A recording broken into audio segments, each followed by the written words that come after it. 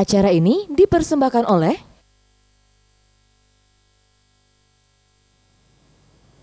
Assalamualaikum warahmatullahi wabarakatuh. Pemirsa, apa kabarnya? Kembali di program Kesehatan Jendela hadir menjumpai Anda. Dan tentunya pada malam hari ini kita akan mendatangkan narasumber yang luar biasa tentunya yang akan berbagi informasi bersama kita. Dan tentunya pemirsa, anemia penyakit yang sering kita jumpai karena sering dikenal dengan kurang darah. Apakah benar anemia adalah kurang darah? Untuk mengetahui anemia dan siapa yang bisa terkena anemia, apakah hanya orang tua atau remaja juga bisa? Kita akan membahasnya dengan narasumber kita pada malam hari ini dalam tema Remaja Sehat Bebas Anemia. Dan langsung saja kita berkenalan bersama narasumber kita pada malam hari ini, yaitu dari dietitian Ibu Rosita Anwar SST RD dari Rumah Sakit Muhammad Husin Palembang. Dan langsung saja kita berkenalan. Selamat malam Ibu. Waduh, ini warna biru cerah tentunya pada malam hari ini, walaupun di masa pandemi seperti ini ya Ibu ya. Ini apa kabarnya Ibu? Alhamdulillah baik. Sehat tentunya ya Ibu ya. Walaupun COVID tetap berada di mana-mana, tapi kita harus tetap semangat dan juga sehat. Oke, baik. Dietitian ini adalah ahli gizi ya Ibu ya. Dan ini panggilannya bisa saya panggil Ibu Ros, Ibu Sita? Boleh, terserah Rosita aja. Oke, nama panjang ya Ibu ya. Oke, Ibu Rosita. Ibu, kalau untuk anemia sendiri mungkin bisa dijelaskan untuk pemirsa Jendela di rumah, apa itu dengan anemia? Anemia itu salah satu penyakit kurang darah, yaitu kekurangan zat besi yang ada dalam darah. Nah, zat besi itu sendiri gunanya untuk mengangkut oksigen dari darah ke seluruh tubuh. Anemia tersebut bisa dialami oleh semua kalangan, baik dewasa, anak-anak ataupun remaja. Tetapi di sini kenapa kita bahas tentang soal remaja? Karena remaja itu adalah untuk penerus negara kita. Dan kan kalau misalnya kurang darah atau anemi, otomatis remaja tersebut bisa menjadi lesu, lemah, mudah lelah, ngantuk, sehingga kurang konsentrasi, sehingga untuk kedepannya pasti Indonesia ini kurang dengan remaja yang kena anemia itu kurang konsentrasi. Jadi untuk globalnya, untuk kerjanya nanti kurang efektif. Oke, berarti tentunya kalaupun remaja akan terkena anemia ini sendiri kurangnya konsentrasi dan juga untuk pekerjaan atau mungkin yang mereka akan lakukan seperti sekolah juga akan kurang efektif ya Ibu ya. Dan kalau untuk yang terkena sendiri biasanya ini Ibu, apakah hanya anak-anak remaja atau bisa juga seperti orang tua ataupun lanjut usia, itu bagaimana? Sebenarnya kalau anemia itu bisa semua kena anemia. Kalau anemia itu sendiri biasanya pertama karena kurang asupan. Karena kurang asupan zat besi dari makanan, kemudian juga bisa karena penyakit.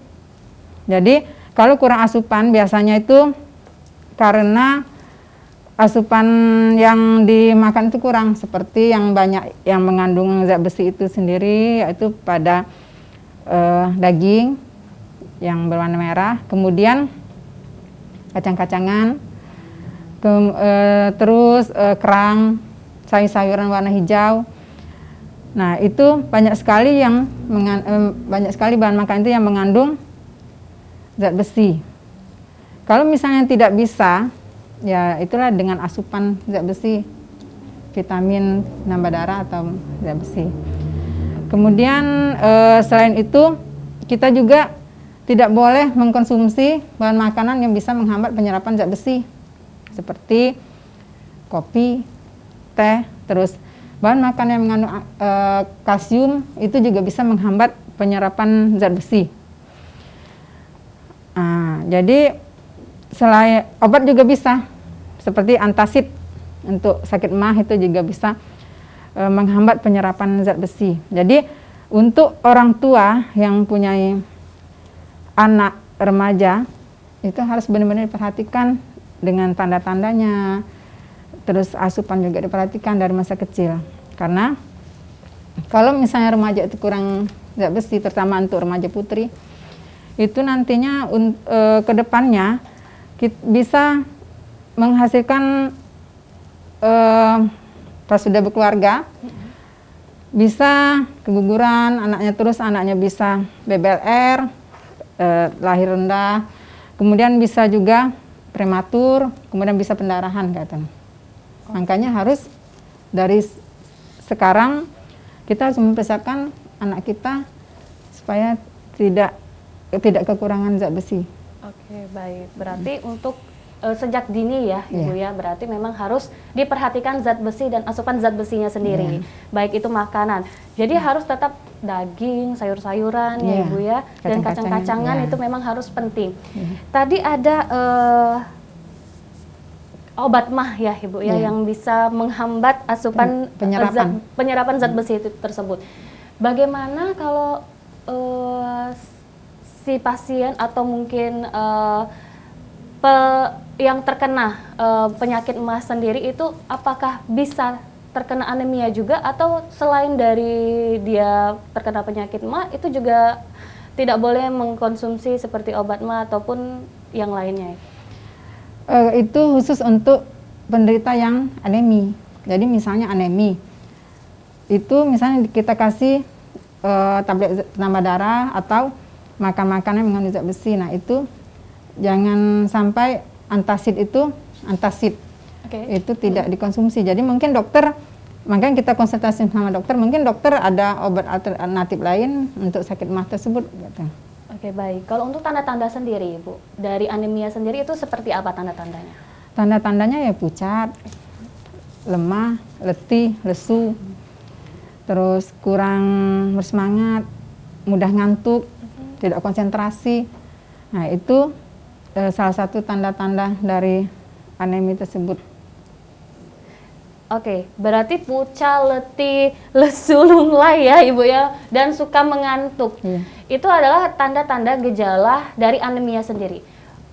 Apakah kita harus segera ke dokter untuk memeriksakan apakah memang kita terkena anemia, atau kita bisa mendeteksi sendiri, Ibu?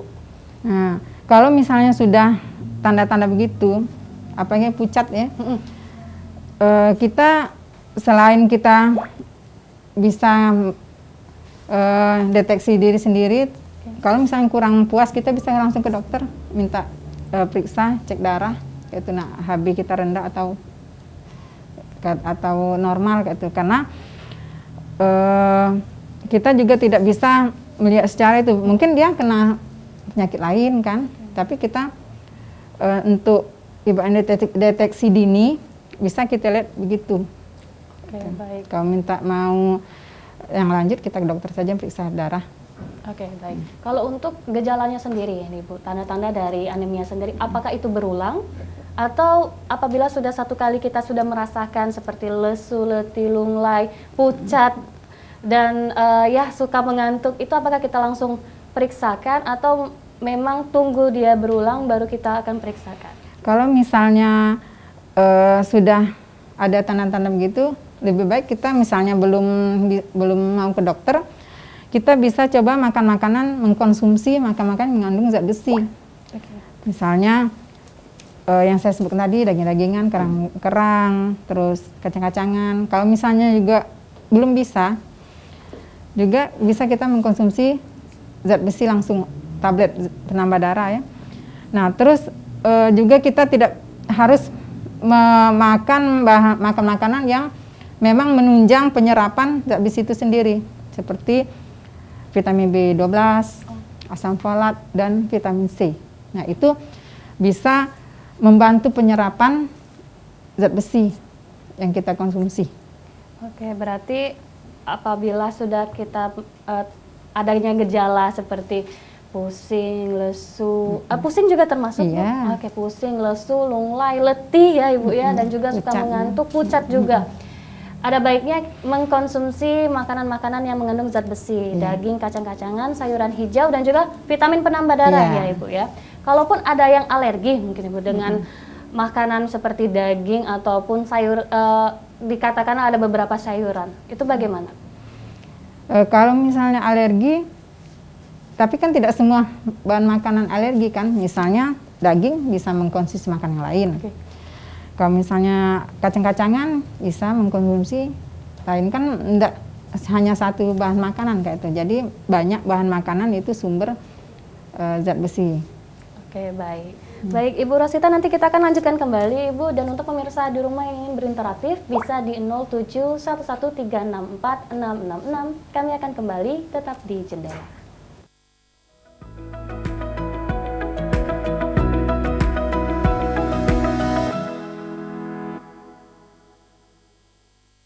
Acara ini dipersembahkan oleh